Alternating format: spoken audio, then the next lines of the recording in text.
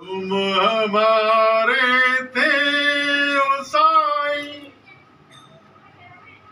तुम हमारे हो, तुम हमारे ही रहोगे ओ मेरे साईं। इसके बाद बोलना है, हम तुम्हारे थे ओ साईं, हम तुम्हारे हैं, हम तुम्हारे ही रहेंगे ओ मेरे साईं। जी हाँ भाई बनो, आप यह बोलना शुरू तो करो भाई।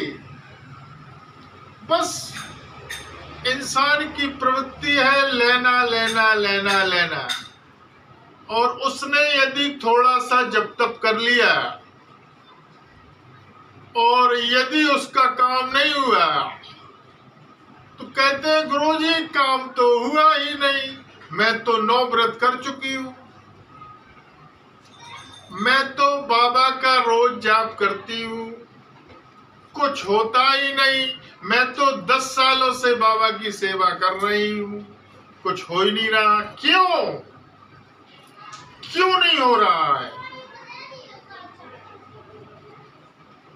आप बुरा ना माने, सत्य कड़वा होता है। कहीं ना कहीं आपकी आस्था और विश्वास में कमी है, या अपने जीवन में आप अच्छा तो कर रहे हो, साथ में आपके साथ जो व्यक्ति जुड़ा हुआ है, या आपका बेटा, आपका पति, या आपके माता पिता, कोई ना कोई व्यक्ति ऐसा जरूर है जो गलत काम कर रहा है। तो जो आप आराधना कर रहे हो उसका श्रेय आपको नहीं मिल पाता। जिस तरीके से आप सेवा करते हो उसका भी एक सिस्टम होता है। जब हम व्रत करते हैं, जाप करते हैं, तो उसका पहले हाथ में जल लेके संकल्प लिया जाता है और बोला जाता है, ईश्वर एक बार में नहीं सुनता। क्या आपका बेटा आपका कहना एक बार में सुन लेता है?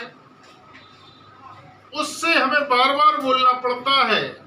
इसी तरीके से ईश्वर से आप जो भी बोलते हो वह एक बार नहीं बोलना है, कम से कम 5 बार, 7 बार, 9 बार, 11 बार, 21 बार, 51 बार आप उससे बोलें। और सबसे अच्छा बोलना है कि हम उसको अपना बना लें, कह दें कि आप हमारे हैं, हम आपकी हैं। और जब वह आपका हो जाएगा तो फिर आपको अपने बारे में उससे बोलने की आवश्यकता नहीं रहेगी। जिस तरीके से पिता अपने बच्चे को बगैर उसके बोले ही वह समझ जाता है कि इसका स्कूल का बैग फट गया है, इसके जूते फट गए हैं, इसको मोजे फट गए हैं, इसको इस चीज की आवश्यकता है, बगैर बोले ही समझ जाता है। क्यों? क्योंकि दोनों के बीच इतना स्नेह अटूट हो गया है कि वह बगैर बोले ही समझ जाते हैं। इसी तरीके से ईश्वर है जिसके ऊपर भी आप आस्था रखते हैं, जब भी बोले एक बार ना बोले अपनी परेशानी, एक तो आपको बोलना ही नहीं है, केवल उसके स्मरण में लगे रहें। बोलना है तो क्या बोले? आप मेरे हैं, मैं आपका हूं, आप मेरे हैं, मैं आपका हूं। I love you, I love you आप अपने ईश्वर से बोलना शुरू कर दो। इंसान से बोलोगे वो तो धोखा दे देगा, वह आई लव यू का मतलब समझेगा ही नहीं, कुछ समय समझेगा और एक दिन आपको धोखा दे देगा।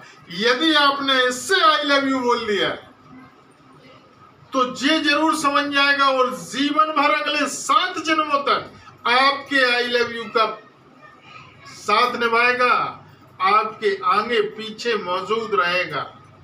जब हम अपनी इतनी श्रद्धा भाव भक्ति बढ़ा लेते हैं तो अपने आप ही आपको अनुभव होने लगेगा। जब भी आप जप में बैठेंगे, उसकी आराधना में बैठेंगे, तो निश्चित वह कुछ ना कुछ ऐसे सिग्नल देना शुरू कर देता है कि आपको अनुभव होना शुरू हो जाएगा।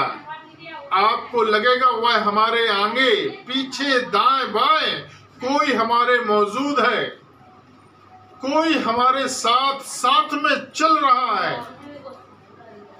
और कोई भी यदि परेशानी आएगी और वह कट जाएगी, तो आपको पता चल जाएगा कि वह परेशानी कैसे दूर हुई, किसने की है। इतना विश्वास बनाना पड़ता है, क्योंकि विश्वास का ही दूसरा नाम साईं है, शिव है, ईश्वर है। एक व्यक्ति का फोन आया, कहने लगा, गुरुजी क्या प्रूफ है, क्या सबूत है कि भगवान है। तो उससे मैंने बोला, क्या प्रूफ है, क्या सबूत है कि हवा है? क्या हवा को आप देख सकते हो, छू सकते हो कि इसका कौन सा रंग है, कौन सा कलर है? नहीं। जब आप हवा को नहीं छू सकते, देख सकते, केवल क्या किया कर सकते हैं? अनुभव करते हैं कि बहुत गर्मी लग रही है, कूलर पंखा ठंडी हवा दे रहा है। आज ठंडी हवा चल रही है, आज बहुत गर्म हवा चल रही है। ठंडी का मौसम है, जब एसी चलता है, जब वह गर्म हवा देता है, तो महसूस करते हैं कि गर्म हवा निकल रही है। क्या आपने देखा उसको कि जी गर्म निकल रही है कि ठंडी निकल रही है? नहीं। इसी तरीके से हमारा साईं है, शिव है, भगवान भोले भंडारी हैं, हनुमान जी महाराज हैं, प्रभु राम है। जिसके ऊपर भी आप आस्था रखते हैं, मैं यह आपसे नहीं कहता कि आप हमारे साईं को पकड़ें। जिसके ऊपर भी आप पूर्ण आस्था विश्वास रखते हैं, केवल आप 5 मिनट पूर्ण अपनी पांचों इंद्रियों को एकाग्र चित्त करके उसके पास बैठें।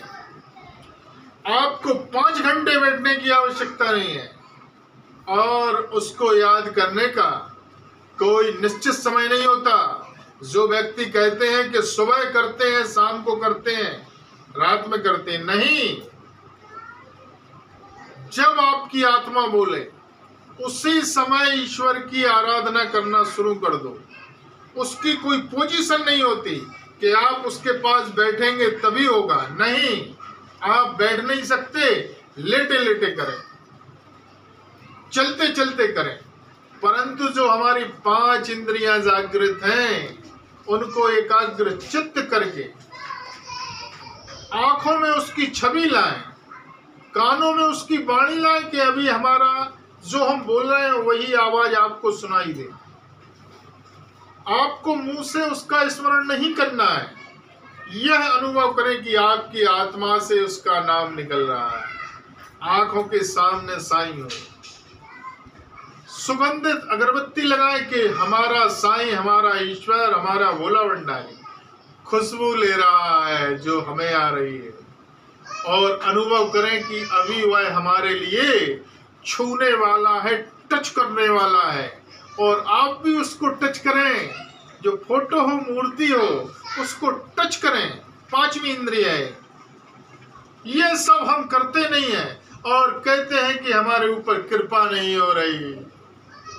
आप अपनी 5 इंद्रियों को एकाग्र चित्त करके केवल 5 मिनट ही स्मरण करना शुरू करें, परंतु आत्मा से करें, दिल से करें। देखो कैसे कृपा नहीं होती है आपके ऊपर।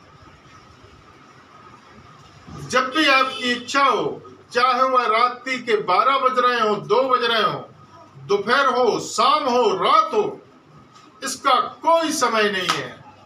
जब आपकी आत्मा कहे तब स्मरण करो, और कष्ट में नहीं, सुख में ज्यादा याद करो।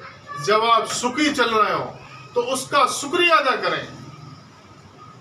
जब अच्छा समय चलता है तब हम उसकी आराधना नहीं करते, उसका शुक्रिया नहीं करते, उसको धन्यवाद नहीं देते, थैंक यू नहीं बोलते, उस समय उसका धन्यवाद दें।